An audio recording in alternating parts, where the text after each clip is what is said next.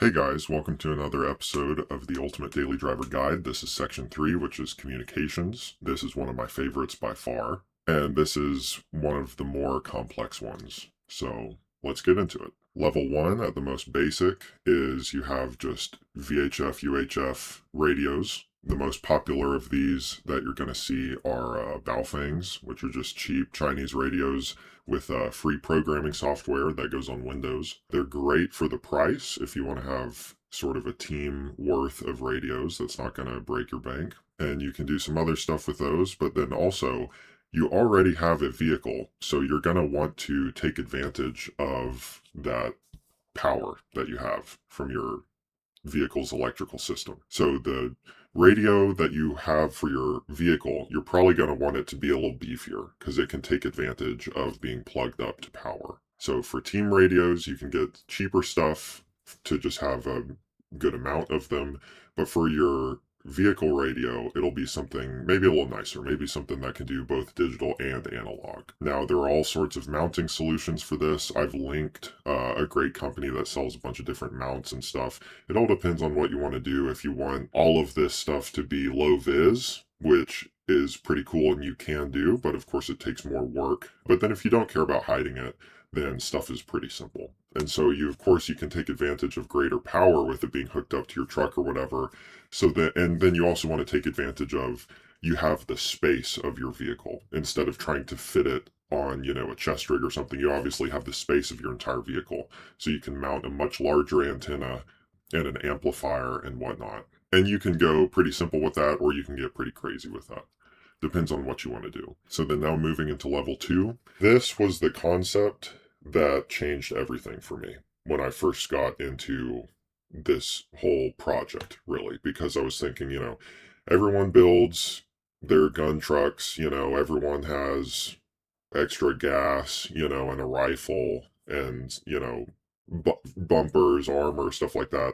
But I just thought, I haven't really seen anyone try to do a commo focused vehicle build. People have guns and ammo for them and their friends and everything, but I wasn't really seeing a lot of people who had a command and control set up for them and their friends, sort of a communications infrastructure ready to go for multiple people at a moment's notice. And so the first concept that really, really revolutionized all of this to me was just the concept of having a vehicle brain, as you can see here, because you're going to be working with a lot of different communication systems. So you're having a brain, having a centralized user interface, or at least centralized as much as possible. That's going to change everything. So that can either be it can be all the way, it can be a mounted desktop PC. It can be a tablet, it can be a laptop. Obviously, for the type of user interface, you're probably going to want a touch screen, though it doesn't have to. So a tablet. So then, a lot of the radio software is on Windows. I think Chirp for the Baofangs is on Windows only. I may be wrong about that. A lot of SDR stuff is Windows only, although the options are getting better nowadays versus however many years ago. So a Microsoft tablet would be nice. But then, of course, it's Windows spyware, so you'd have to do some stuff about that. So an Android tablet, that's what I run. Android tablet would maybe be the best, or a laptop. Once again, it just depends on how savvy you are with all this. But in my opinion, a tablet is really great. Although you're going to see there are some situations where an entire dedicated desktop PC is going to be really S tier with this. I've linked a really good tablet, though I think they got ran out of sale right now, but there's still, check this project out. This is really, really awesome. So once you have made your selection, you have your vehicle brain. Here's where this starts to get next level. So here's what having a brain enables you to do versus just having some radios on some, preset channels. So the first thing is you can have SDR capability. And whether that's passive, like ADS-B for detecting aircrafts, if you want to know if there's any sort of surveillance aircraft in the area or whatnot, of course, that's if they have their transponder on. But just in general, you can have ADS-B info, and then you can also go offensive with it. This is more in the EW section, but you can go offensive with it, more offensive SDRs like Hack RF or different stuff like that hooked up, different SDR modules and whatnot. You can do spectrum analysis. You can get free satellite imagery, free weather reports. I know S2 Underground has great stuff on that. And then also, if your thing is powerful enough, this is more if you have a PC, but you can run a local large language model, a local AI that is secure. If you're on Linux, there's a cool project going on called Project Nomad, and I've been following it a little bit, but it's an AI that has been fed a bunch of prepper type materials for kind of like how to fix things, how to grow things. I've linked it. I've linked the GitHub page.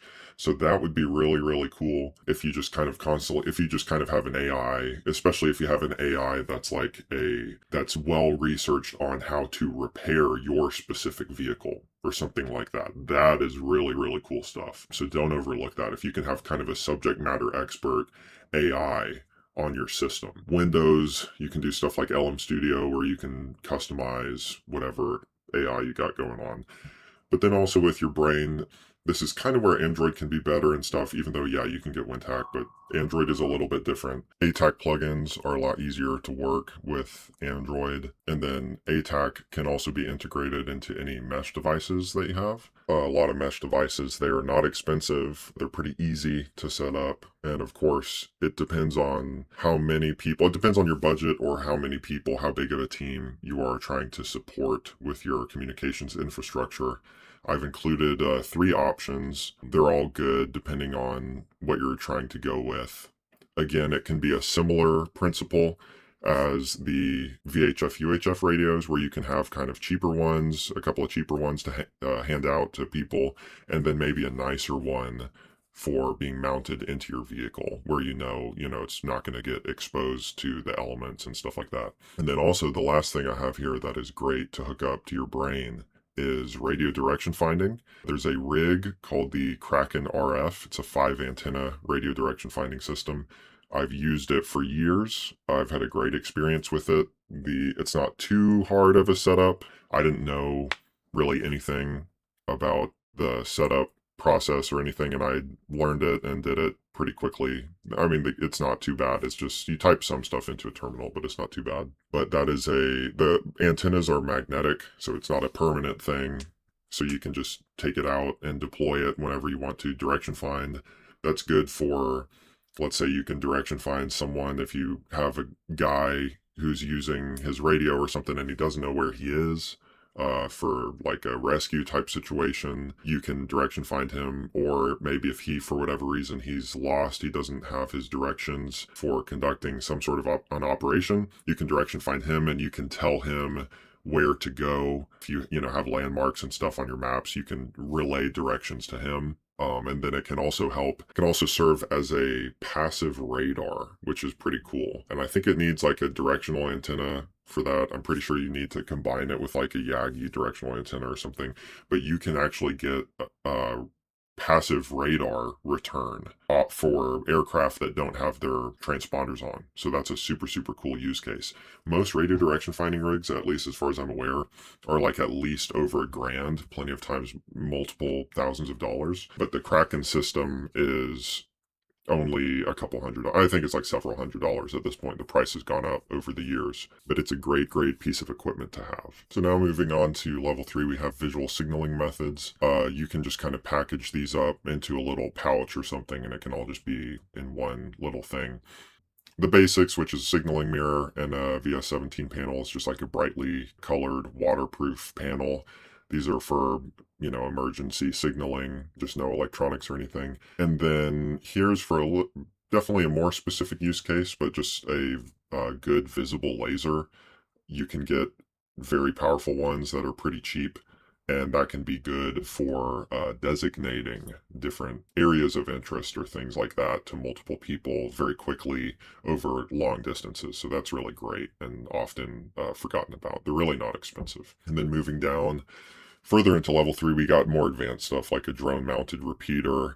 This could be anything from, on the clunkier side, a tiny little Pelican case with some Baofengs, hooked up to just be a super basic repeater, or kind of a more high tier solution is just to put a little mesh node and a little battery onto a drone for extending your range. And then a little bit more of some mainstream modifications, which is a cell booster, which can be really great and for being out in the sticks. And then what you've seen other places is using a Starlink module. So I know there can be some infosec stuff with Starlink, but I still just put it here because it is just very powerful. And then finally, you can still, as you can see here, you can integrate some of your VHF stuff into ATAC through various plugins and then integrate it into mesh devices and whatnot. So really your vehicle's brain, it's going to be its most powerful. It's kind of central, even though it's level 2, but it's kind of central to everything else because it ties together. It would be a user interface that ties together your mesh devices, your radio direction finding, your SDR, your analog stuff, everything all into ATAC. So it's very essential. Once again, having the vehicle brain, this was the revolutionary concept to me. So I'd highly recommend it. You can start with whatever you have. You don't need to necessarily get a new device. You can experiment. You can even just have I didn't put it here because it's kind of unspoken, but you can even just use your phone. Especially if you have an Android, you can just start with trying to use your phone as the vehicle brain. Maybe if you're really, really pressed for space, if you have like a Miata or something, a really, really small vehicle, maybe your low-vis version of all of this would be using your Android phone as your vehicle brain, using your phone as your interface into all of your comm stuff. So that'd be a cool route to take if you are really, really pressed for space because you're already jamming stuff into what little hidden compartments you have and stuff like that.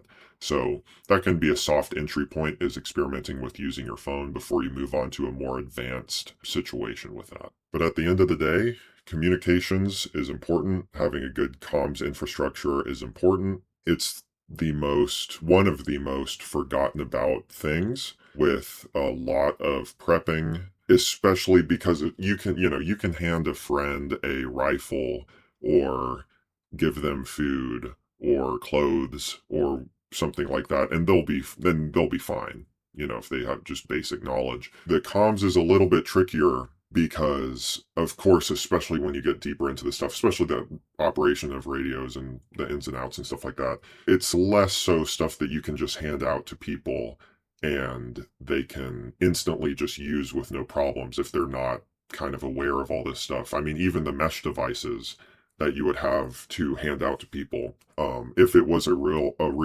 cell service down type situation and you don't trust there's a chance that the people that you're coming in contact with that you're going to share a $40 mesh device with, they're going to need to have Meshtastic. They may not necessarily have it already on their phone. So you're going to need a version of Meshtastic on a drive with the appropriate adapters into whatever device to sideload onto their phone, as well as any appropriate cables or anything like that. It's definitely more complex than just having an extra rifle to give to a friend.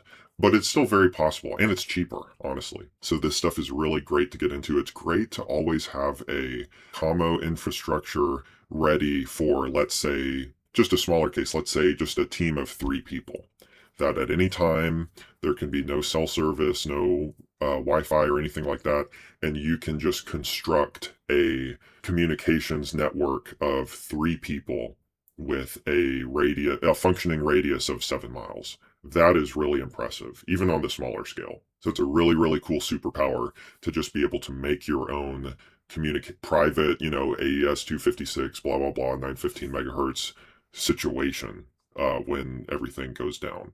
So thanks for watching. That's section 3.